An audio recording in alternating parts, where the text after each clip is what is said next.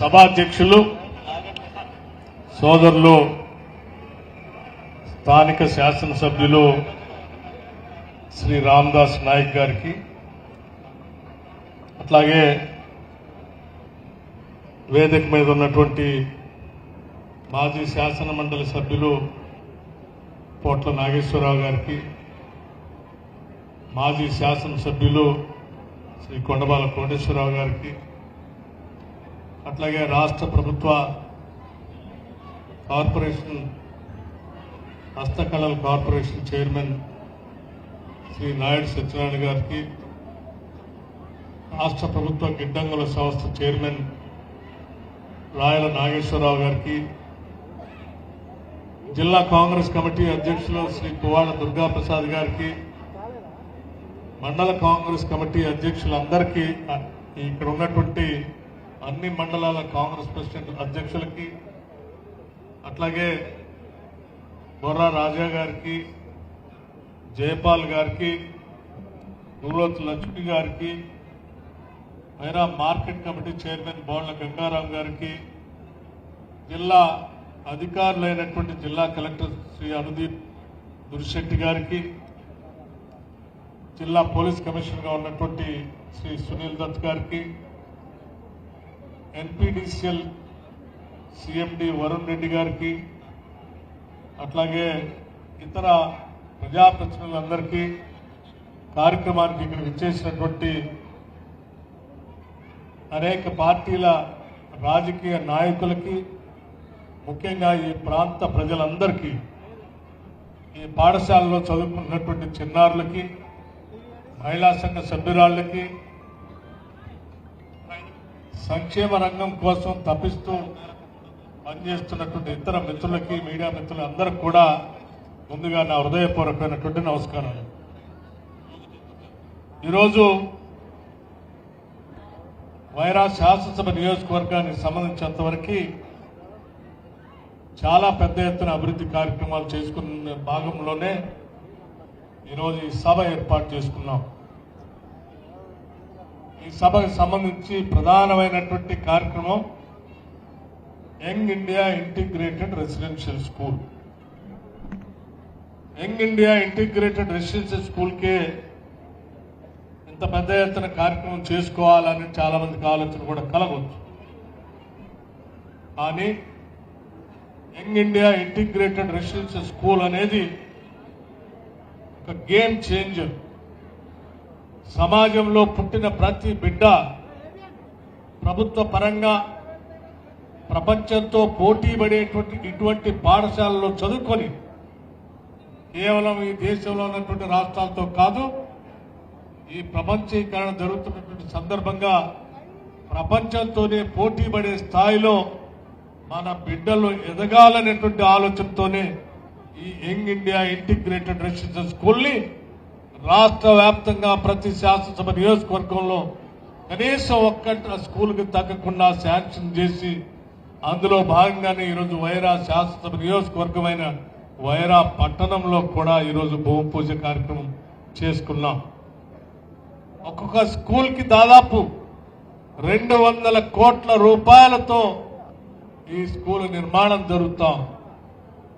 20 ఎకరాల ప్రాంగణంలో 200 కోట్ల రూపాయలతో ఇంగ్లీష్ మీడియంతో ఇంటర్నేషనల్ స్కూల్స్ లో ఉండేటువంటి అన్ని సకల సదుపాయాలు ఈ స్కూల్లో పెట్టి, పాఠశాల విద్యాబుద్ధులు నేర్పేటువంటి టీచర్స్ కూడా అక్కడే వసతి ఏర్పాటు చేసి, వాళ్ళు కూడా అదే స్కూల్లో ఉండేటట్టుగా కావాల్సినటువంటి ఏర్పాట్లు చేసి, ఆ పాఠశాలలో చదువుతున్నటువంటి విద్యార్థులు చదువు ఒక్కటే కాదు, చదువుతో పాటు ఇతర కరిక్యులర్ యాక్టివిటీస్ కూడా ఉండేటట్టుగా, అంటే స్పోర్ట్స్ లో ఉంటే స్పోర్ట్స్, లిటరరీ యాక్టివిటీస్ లో ఉంటే లిటరరీ యాక్టివిటీస్, ఇంకా ఏ ఇతర రంగంలోనైనా వాళ్ళకి ఆసక్తి ఉంటే ఆ ఆసక్తిని గమనించి వాళ్ళని ప్రోత్సహించే స్థాయిలో ఉండేటువంటి వ్యవస్థని ఈరోజు ఆ స్కూల్లో ఏర్పాటు చేసి, ఈ స్కూళ్ళు బహుశా భారతదేశంలోనే ఇటువంటి స్కూళ్ళు ఏ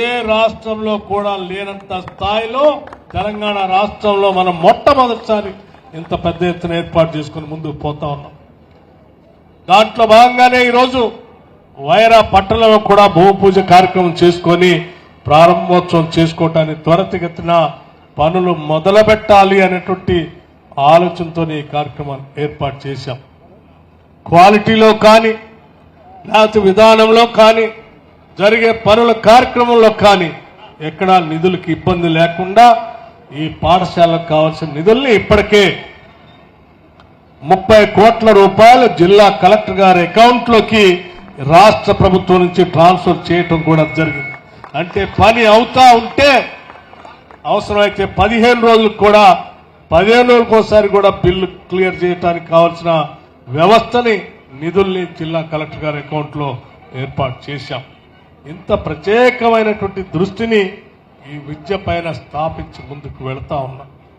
ఇక్కడ ఉన్నటువంటి తల్లిదండ్రులకి, ఇక్కడికి వచ్చినటువంటి నాయకులకి, ఇక్కడికి వచ్చినటువంటి మీడియా మిత్రులు అందరూ కూడా నాకు తెలిసి ఈ సమాజం అభివృద్ధి చెందాలని, ఈ సమాజం వడివడిగా అడుగులు వేస్తూ అభివృద్ధి చెందాలని కోరుకుంటున్నటువంటి వాళ్ళే. అందుకే సాధ్యమైనంత మేరకు వారి పిల్లల్ని, వారికి తెలిసినటువంటి వారి పిల్లలకు కూడా రాష్ట్ర ప్రభుత్వంచే ప్రారంభించబడినటువంటి రెసిడెన్షియల్ స్కూల్స్ లో విద్యా బుద్ధులు నేర్పించడానికి వారి ప్రయత్నం అంతా చేస్తా ఉన్నారు. కానీ అక్కడ పంపించిన తర్వాత గత 10 సంవత్సరాలు ఆనాడు పాలన చేసిన టీఆర్ఎస్ ప్రభుత్వ హయాంలో 10 సంవత్సరాలు అనేక రకాలైనటువంటి సరుకుల ధరలు పెరిగినప్పటికి కూడా వివిధ శాఖల్లో ఉన్నటువంటి వారందరికీ పెరిగిన ధరలకు అనుగుణంగా ఏ సంవత్సరం ఆ సంవత్సరం లెక్కగట్టి నిధులు ఇస్తూ ఉంటే కూడా కానీ ప్రభుత్వ రెసిడెన్షియల్ పాఠశాలలో చదువుకుంటున్నటువంటి విద్యార్థులకు సంబంధించినటువంటి డైట్ ఛార్జెస్ కానీ కాస్మెటిక్ ఛార్జెస్ కానీ 10 సంవత్సరాలు పెంచలేదు.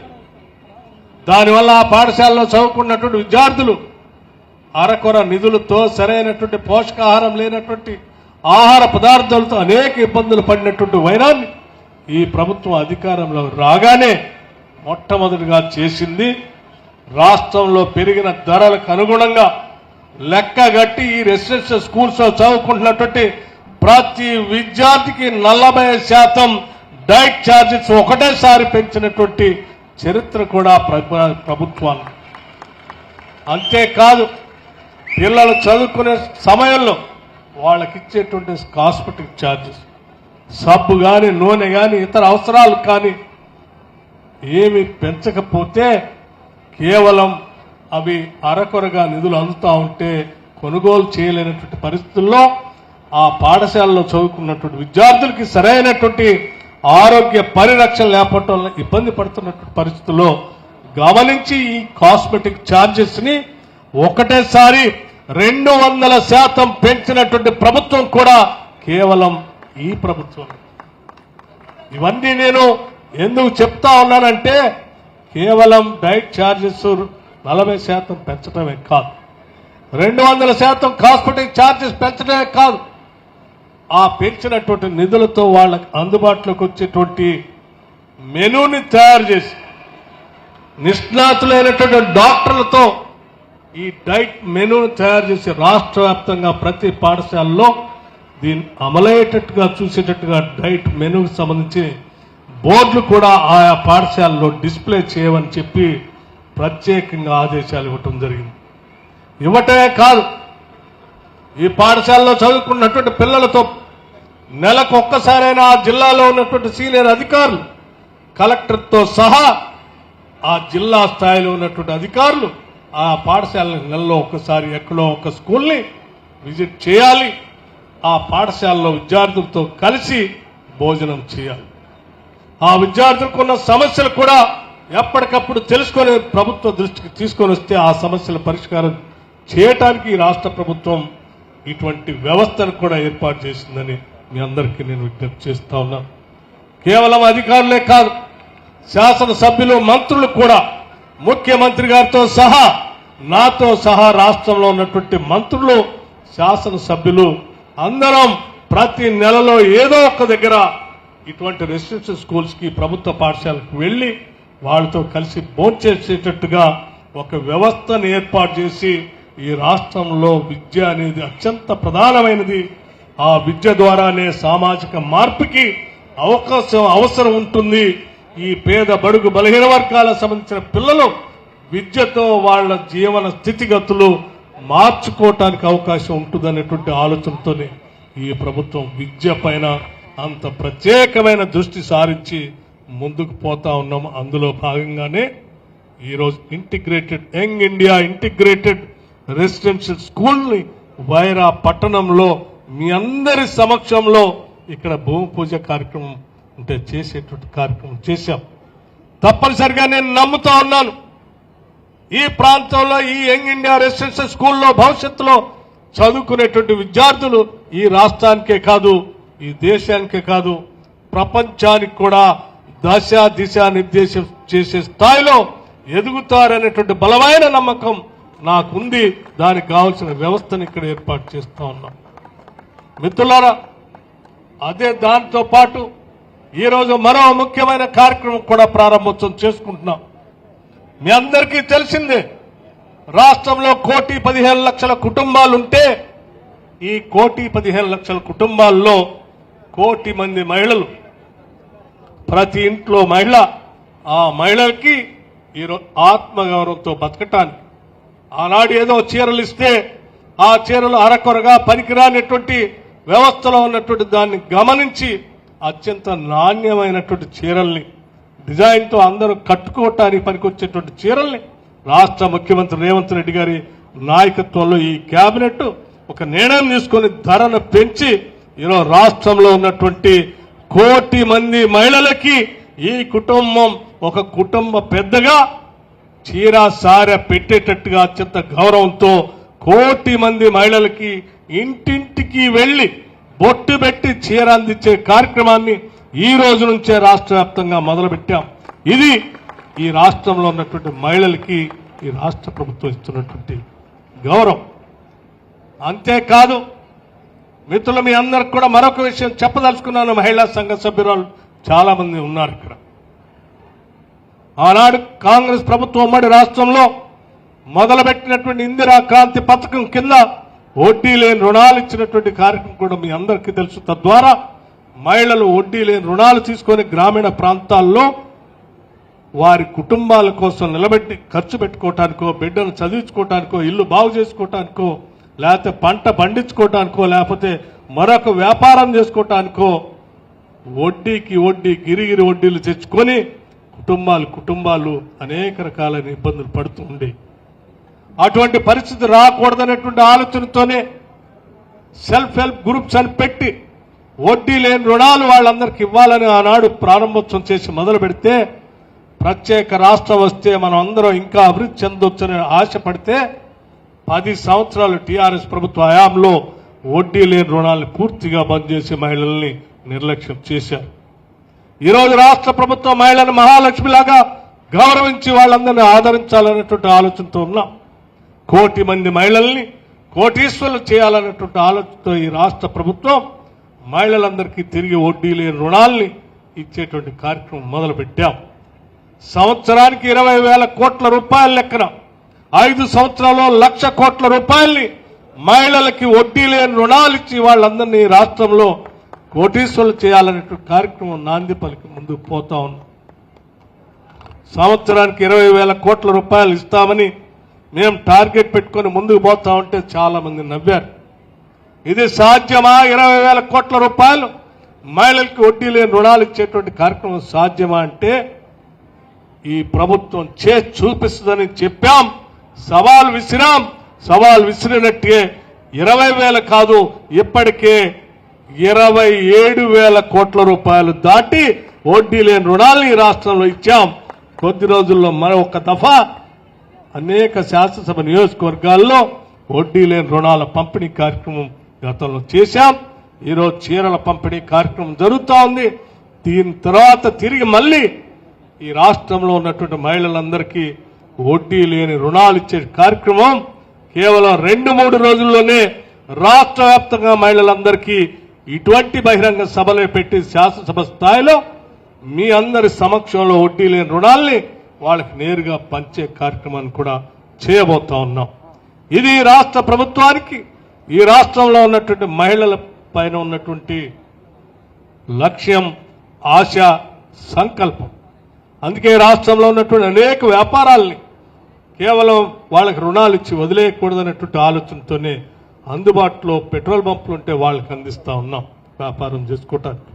సోలార్ పవర్లు పెద్ద పెద్ద కార్పొరేట్ సంస్థలు పెట్టేటువంటి సోలార్ పవర్ని ఈరోజు రాష్ట్ర వ్యాప్తంగా మహిళల చేత ఒక్కొక్క నియోజకవర్గంలో లేకపోతే ఒక్కొక్క మహిళా సంఘంతో కనీసం 2 మెగావాట్లు తగ్గకుండా పవర్ ప్రాజెక్టులు పెట్టి ఈరోజు పెద్ద ఎత్తున వాళ్లకు కూడా ఎంఓయూ చేసి వాళ్ళు పెట్టేటువంటి సోలార్ పవర్ ప్లాంట్ ద్వారా ఉత్పత్తి అయ్యే కరెంటును రాష్ట్ర ప్రభుత్వమే కొని వాళ్ళకి నిధులు రాష్ట్ర ప్రభుత్వం నుంచి నెల నెలా చెల్లించేటట్టుగా ఒక వ్యవస్థను కూడా ఏర్పాటు చేశాం.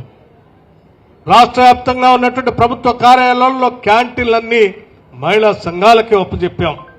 ఆయా ప్రాంతాల్లో వ్యాపారాలకు అవకాశం ఉన్నటువంటి అన్నింటినీ కూడా వాళ్ళకి అర్థమయ్యేటట్టు చెప్పి బ్యాంకుల ద్వారా నిధులిచ్చి వాళ్ళతో వ్యాపారాలు చేపించాలనేటువంటి ఆలోచన చేస్తా ఉన్నాం. ఎందుకయ్యా మహిళల పైన ఈ రాష్ట్ర ప్రభుత్వానికి ఇంత మక్కువ అని చాలా మంది అడుగుతా ఉంటే మేము చాలా స్పష్టంగా చెప్పాం. ఈ రాష్ట్ర ప్రభుత్వం ప్రగాఢంగా నమ్ముతా ఉంది ఈ సమాజానికి అత్యంత బలమైనటువంటి నిట్టాడు లాంటిది వ్యవస్థ కుటుంబ వ్యవస్థ. ఆ కుటుంబ వ్యవస్థలో స్త్రీ ప్రముఖమైనటువంటి పాత్ర పోషిస్తుంది. ఆ స్త్రీ తల్లిగా, చెల్లిగా, లేకపోతే అత్తగా, లేకపోతే అనేక రకాలైనటువంటి పాత్రలు పోషిస్తూ ఆ కుటుంబ భారాన్ని, ఆర్థిక వ్యవస్థని తన చేతిలో 4 రూపాయలు ఉంటే పిల్లల్ని చదివించే కార్యక్రమాన్ని కూడా పెద్ద ఎత్తున చేపడుతుంది. కాబట్టి ఒక స్త్రీ ఆర్థికంగా నిలదొక్కుంటే కుటుంబం మొత్తం కూడా ఆర్థికంగా నిలదొక్కుంటుంది. అందుకోసమే ముందుగా మహిళల పైన దృష్టి పెట్టాం. మహిళల్ని ఆర్థికంగా నిలదొక్కునేటువంటి కార్యక్రమాన్ని చేస్తా ఉన్నాం. సామాజికంగా తల ఎత్తుకొని ఆత్మగౌరవంతో బతికే విధంగా అనేక కార్యక్రమాలు చేపట్టాం. ఇది రాష్ట్ర ప్రభుత్వానికి ఉన్నటువంటి నిర్దిష్టమైనటువంటి లక్ష్యం మహిళల పట్ల అని ఈ సందర్భంగా కూడా మీ అందరికీ మనవి చేస్తా ఉన్నాం. దాంతో పాటు ఈరోజు రాష్ట్ర వ్యాప్తంగా ఉన్నటువంటి 1,15,00,000 కుటుంబాల్లో మీ అందరికీ తెలుసు, నాకు తెలిసి అందరు కూడా వాటన్నిటినీ పొందుతా ఉన్నారు. 93 లక్షల కుటుంబాలు ఈ రాష్ట్రంలో సన్న బియ్యాన్ని ఈరోజు పొందుతా ఉన్నారు అంటే అది కేవలం కాంగ్రెస్ ప్రభుత్వం ద్వారా మాత్రమే ఇది సాధ్యమవుతుంది. ఈ దేశంలో ఏ రాష్ట్రంలో కూడా ఈ కార్యక్రమం జరగట్లేదు.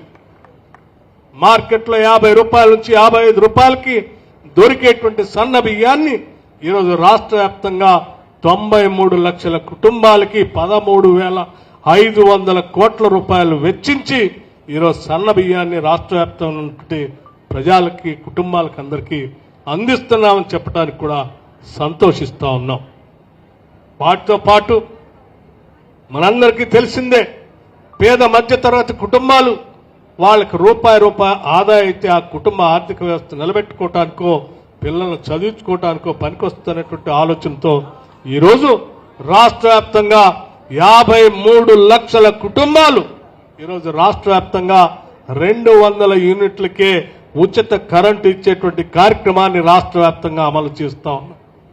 చివరికి మధిర శాసనసభ, వైరా శాసనసభ నియోజకవర్గంలో కూడా ఇవాళ గృహజ్యోతి కానీ లేకపోతే వ్యవసాయ పంప్ సెట్లకు కానీ ఇచ్చేటువంటి ఈ కార్యక్రమం సబ్సిడీతో ఇచ్చేటువంటి కరెంటు లెక్క చూస్తా ఉంటే ఇవాళ గృహజ్యోతి కింద ఈ శాసనసభ నియోజకవర్గంలో 52,019 కుటుంబాలకి 200 యూనిట్లతో ఉచితంగా కరెంట్ అందిస్తా ఉన్నాం. 52,019 కుటుంబాలు అంటే ఈ రాష్ట్రంలో దాదాపు ఈ శాసనసభ నియోజకవర్గంలో 60 నుంచి 70% కుటుంబాలు ఈరోజు ఉచితంగా కరెంటును పొందుతా ఉన్నాయి. దాదాపు 36 కోట్ల రూపాయలు మీ అందరి తరఫున రాష్ట్ర ప్రభుత్వం వరుణ్ రెడ్డి గారికి ప్రతి నెల మేము ఎన్పీడీసీఎల్కి డబ్బులు కడతా ఉన్నాం. ప్రతి నెల మీకు 200 లోపల బిల్లు వస్తే కరెంటు బిల్లు కట్టడానికి ఇంటికి వచ్చి వసూలు చేసేటువంటి వ్యక్తికి మీ బదులు ఈరోజు రాష్ట్ర ప్రభుత్వం తరఫున మేము కడతా ఉన్నాం వారికి. ఇది రాష్ట్రంలో ఉన్నటువంటి కుటుంబాలకి రాష్ట్ర ప్రభుత్వం అందిస్తున్నటువంటి కార్యక్రమం.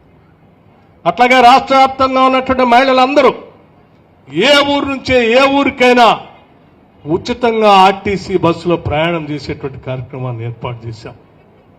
పెద్ద ఎత్తున ఈరోజు రాష్ట్రంలో మహిళలు కూలీనాలు చేసుకోవడానికి ఆర్టీసీ బస్సులో ఉచితంగా ప్రయాణం చేస్తారు.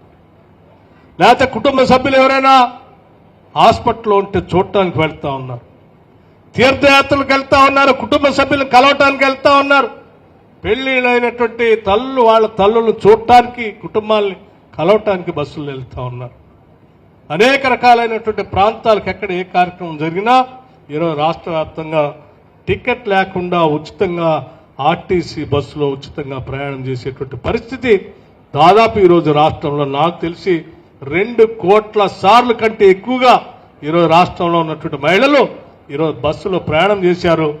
మీ అందరి తరఫున మీరు తీసుకునేటువంటి టికెట్ సంబంధించిన డబ్బుల్ని ఈరోజు ఆర్థిక శాఖ నుంచి నేను నేరుగా ఆర్టీసీకి ప్రతి నెల డబ్బులు కడతా ఉన్నాను మహిళలందరి తరఫున కూడా ఈ సందర్భంగా చెప్తూ. ఉచితంగా అంటే వాళ్ళేమో ఆర్టీసీ వాళ్ళు ఉచితంగా ఇవ్వట్లే, వాళ్ళకి మేము నేరుగా మీ తరఫున డబ్బులు కడతా ఉందని కూడా ఈ సందర్భంగా మనం చేస్తా ఉన్నాం.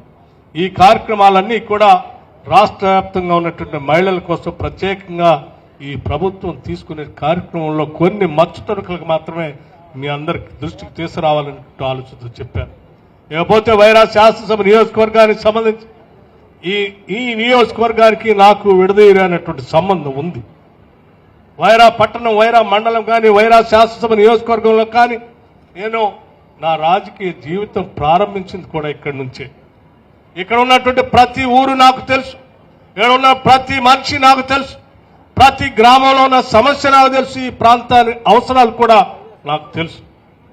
అందుకే ఉప ముఖ్యమంత్రి కాగానే ఈ శాసనసభ నియోజకవర్గంలో ఏ కార్యక్రమాలు కావాలో మీ ప్రాంత శాసనసభ్యుడిని మరీ ప్రత్యేకంగా పిలిపించుకొని కావాల్సిన కార్యక్రమాలన్నీ కూడా రాసుకొని ఎప్పటికప్పుడు వాటిని శాంక్షన్ చేస్తూ భూమి పూజ కార్యక్రమాలు చేస్తూ జరుగుతున్న పనుల పర్యవేక్షణ కూడా ప్రత్యేకంగా దృష్టి సారించి ముందుకు పోతా ఉన్నాం. దాంట్లో భాగంగానే విద్యతో పాటు వైద్యానికి ఎంత ప్రాముఖ్యత అవసరం ఉందో గుర్తించే 100 పడకల ఆసుపత్రికి సంబంధించి ఇక్కడ భూమి పూజ గతంలో చేసుకున్నాం. ఆ పనులు కూడా నిరంతరం పర్యవేక్షణ చేస్తూ కావాల్సిన నిధులు కూడా 2 స్లాబ్లు కూడా అయిపోయినాయని చెప్తా ఉన్నారు. వారికి కావాల్సిన నిధులు కూడా వెంటనే త్వరితగతిన రిలీజ్ చేస్తా ఉన్నాం. అట్లాగే వైరా శాసనసభ నియోజకవర్గంలో ఉన్నటువంటి వైరా రిజర్వాయర్ ఆనాడు 2022 బహుశా నేను అనుకుంటున్నాను 2022 ఆ ప్రాంతంలో 2004 2003 ఆ ప్రాంతంలో 2003 ప్రాంతంలో పెద్ద ఎత్తున కరువు వస్తే ఆ కరువును తట్టుకోలేక ఈ ప్రాంతంలో పడుతున్నటువంటి ప్రజల ఇబ్బందులు గమనించి ఆ రోజు మేమందరం యువకులుగా ఇక్కడ ఉన్నటువంటి వాళ్ళందరం ఆనాటి కాంగ్రెస్ పార్టీలో నాయకత్వం వహించి ఇక్కడ రైతుల పక్షాన పెద్ద ఎత్తున దీక్ష ధర్నాలు చేసి ఆ తర్వాత ఏన్కూరు దగ్గరికి వెళ్లి ఆ పైకి వెళ్తున్నటువంటి నీళ్లని లాకులెత్తి ఈ వైరా రిజర్వాయర్ తీసుకొచ్చి ఈ పంట పొలాల్ని ఇక్కడ ఉన్నట్టు దాహార్త తీర్చిన సంఘటనలు నాకు బాగా గుర్తు ఉన్నాయి. నా జీవితంలో మొట్టమొదటిసారి అరెస్ట్ కాబడి పోలీస్ స్టేషన్కి వెళ్ళింది కూడా అదే మొదటిసారి ప్రజల కోసం. ఆ తర్వాత నా జీవితంలో మొదటిసారి కోర్టుకు వెళ్లి కేసు కోసం నిలబడ్డది కూడా ఈ వైరా రిజర్వాయర్ లో ఉన్నటువంటి నీళ్లని రైతుల కోసం ప్రజల కోసం అందించడానికి వెళ్ళటమే. అటువంటి సంఘటన నాకు ప్రతిసారి గుర్తుకొస్తుంది. కాబట్టే నేను రాగానే ఆనాడు ఉమ్మడి రాష్ట్రంలో కాంగ్రెస్ పార్టీ అధికారంలో రాగానే వైరా రిజర్వాయర్ లెఫ్ట్ కెనాల్ కి రైట్ కెనాల్ కి లైనింగ్ చేపించడానికి ఆనాడు 42 కోట్ల రూపాయలు శాంక్షన్ చేపించి మొదటి దశ పూర్తి చేశాం. ఆ తర్వాత క్రమంలో 10 సంవత్సరాలు ఆ లైనింగ్ కోసం ప్రయత్నం చేస్తే కూడా కాకపోతే ఈనాడు మళ్లీ తిరిగి కాంగ్రెస్ ప్రభుత్వం అధికారంలో రాగానే మిగిలిపోయి ఉన్నటువంటి కెనాల్ లైనింగ్ కోసం మరో 40 కోట్ల రూపాయలు శాంక్షన్ చేసి ఈరోజు పనులు కూడా సాగుతున్నాయని కూడా ఈ సందర్భంగా మీ అందరికి మనవి చేస్తా ఉన్నాం. అట్లాగే వైరా శాసనసభ నియోజకవర్గానికి ఒక అడ్వాన్స్ టెక్నాలజీ సెంటర్ కూడా శాంక్షన్ చేశాం. కొద్ది రోజుల్లోనే ఈ పాఠశాలకి ఏ రకంగా అయితే భూమి పూజ చేసుకున్నామో ఆ అడ్వాన్స్ టెక్నాలజీ సెంటర్ కూడా కొద్ది రోజుల్లోనే భూమి పూజ చేసుకుంటామని కూడా ఈ సందర్భంగా మనవి చేస్తా ఉన్నాం. ఈ శాసనసభ నియోజకవర్గంలో ఉన్నటువంటి గిరిజన రైతుల కోసం పెద్ద ఎత్తున వాళ్ళ కరెంటు లేక సాగు చేసుకోలేక ఇబ్బంది పడతా ఉంటే రామదాస్ గారు నా దృష్టికి తీసుకొని వస్తే వారికి ఒకటే మాట చెప్పారు, మన ప్రాంత రైతాంగం పంటలు పండించుకొని సుభిక్షంగా ఉండాలి, ఇటువంటి ఇబ్బందులు కలగకుండా అడ్డంకులు కలిగించకుండా నేను అధికారులు తెచ్చి చెప్తాను, మీరు వెంటనే తక్షణం వెళ్లి వాళ్ళందరికీ బోర్లు వేయించండి. ఈ నియోజకవర్గంలో గిరిజనులకు సంబంధించి 5,000 బోర్లని ఒకటేసారి వేయించినటువంటి ఘనత కూడా ఈ శాసనసభ నియోజకవర్గంలో జరుగుతాం. కరెంటు కనెక్షన్ లేకపోతే సోలార్ కావాల్సినటువంటి ప్యానల్ వాళ్ళందరూ శాంక్షన్ చేసేటువంటి కార్యక్రమాన్ని కూడా చేస్తా ఉన్నాం. ఈ శాసనసభ నియోజకవర్గంలో ఏ అవసరం వచ్చినా, ఏ అభివృద్ధి కార్యక్రమం కావాలన్నా, చివరికి వైరా మున్సిపాలిటీలో ఉన్నటువంటి అండర్ గ్రౌండ్ డ్రైనేజ్ కోసం కానీ, వైరా పట్టణంలో ఉన్నటువంటి రోడ్ సైడ్ ఉన్నటువంటి షాపింగ్ కాంప్లెక్స్ సంబంధించి కూడా మీ శాసనసభ్యులు నా దృష్టికి తీసుకొచ్చారు. దాని ప్రపోజల్స్ తయారు చేస్తా ఉన్నాం. కొద్ది రోజుల తర్వాత వాటికి కూడా శాంక్షన్ ఇస్తాం. మళ్ళీ తిరిగి వచ్చి వైరాలో అండర్ గ్రౌండ్ డ్రైనేజ్ కోసం భూమి పూజ చేసే కార్యక్రమం కూడా చేస్తాం. ఫౌండేషన్ స్టోన్ వేస్తామని కూడా మీ అందరికీ మనం చేస్తా ఉన్నాం. అట్లాగే ఈరోజు పెద్ద ఎత్తున ఈ శాసనసభ నియోజకవర్గంలో మనం శాంక్షన్ చేయించుకున్నటువంటి నిధులు చూస్తే కేవలం ఈ ఒక్కరోజే దాదాపు 400 కోట్ల రూపాయలకి ఈరోజు ఈ శాసనసభ నియోజకవర్గ అభివృద్ధి కోసం ఇవాళ శిలాఫలకాలు వేసుకున్నాం. ఇవన్నీ శాంక్షన్ చేశాం. 400 కోట్ల రూపాయలు ఒకటే రోజు వైరా శాసనసభ నియోజకవర్గంలో గతంలో ఎప్పుడు జరగలేదు. ఈరోజు మీ ప్రీతమ నాయకుడి శాసనసభ్యుడి ఆధ్వర్యంలో ఈరోజు రాష్ట్ర ప్రభుత్వం కదిలి వచ్చి ఒక స్కూల్కి 200 కోట్ల రూపాయలు, పిఆర్ రోడ్లకి ఒక 77 కోట్ల రూపాయలు, R&B రోడ్డుకి ఒక 70 కోట్ల రూపాయలు, ఎన్పీడీసీఎల్కి ఒక 20-25 కోట్ల రూపాయలు, మున్సిపల్ వర్క్స్కి 15 కోట్ల రూపాయలు లెక్క, ఇంకా అన్నీ కలిపి దాదాపు 400 కోట్ల రూపాయలకు పైబడి ఈరోజు భూమి పూజ కార్యక్రమం చేసుకున్నాం. వీటితో ఆగుతుంది అభివృద్ధి అంటే కాదు. ఈ ఆరంభం నిరంతరం కొనసాగుతూనే ఉంటుంది. ఈ శాసనసభ నియోజకవర్గంలోని మీ అందరికీ మనవి చేస్తూ చివరిగా నేను ఒక మాట చెప్పదలుచుకున్నాను. ఈ రాష్ట్ర ప్రభుత్వం ప్రతి పైసా పోగేస్తుంది. వేసిన ప్రతి పైసా ప్రజా సంక్షేమం కోసమే పనిచేస్తుంది. ఈ ప్రభుత్వం ప్రజలకే అంకితం. ఈ ప్రభుత్వం ప్రజలకే అంకితం. దోపిడీదారులకి, దళారులకి ఈ ప్రభుత్వం దగ్గరకు కూడా రానేదు. ఈడ పోగేసిన ప్రతి పైసా ఈ రాష్ట్ర ముఖ్యమంత్రి రేవంత్ రెడ్డి గారు, ఉప ముఖ్యమంత్రిగా నేను, మా కేబినెట్ సహచరులు, యావత్ శాసనసభ్యులు అందరం కలిసి తీసుకున్న నిర్ణయం ఈ రాష్ట్రం అభివృద్ధి చెందాలి. 2047 కల్లా ఈ రాష్ట్రం $3 ట్రిలియన్ ఎకానమీతో ప్రపంచంతో పోటీపడే స్థాయిలో ఈ రాష్ట్రాన్ని ముందుకు తీసుకొని పోవాలి. దానికి కావలసినటువంటి అనేక రకాలైనటువంటి ప్రణాళికలు తయారు చేసుకోవాలి. ఈ సంవత్సరం ఏ అభివృద్ధి జరగాలి, వచ్చే సంవత్సరం ఏ అభివృద్ధి జరగాలి అని రాబోయే రోజులకు కావాల్సినటువంటి ప్రణాళిక తయారు చేసుకొని ముందుకు పోతా ఉన్నాం. ఈ రాష్ట్రాన్ని దేశంలో ఉన్నటువంటి రాష్ట్రాలతో కాదు, ప్రపంచంలో ఉన్నటువంటి అభివృద్ధి చెందినటువంటి దేశాలతో పోటీ పడే స్థాయికి తీసుకుపోవటమే మా ముందున్నటువంటి లక్ష్యం. దానికోసం నిరంతరం శ్రమిస్తాం, నిరంతరం పనిచేస్తాం.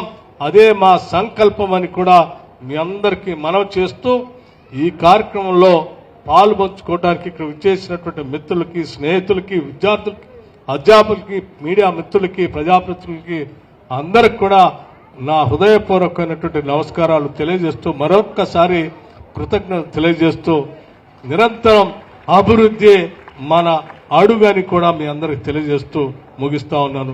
నమస్కారం. జై హింద్, జై తెలంగాణ.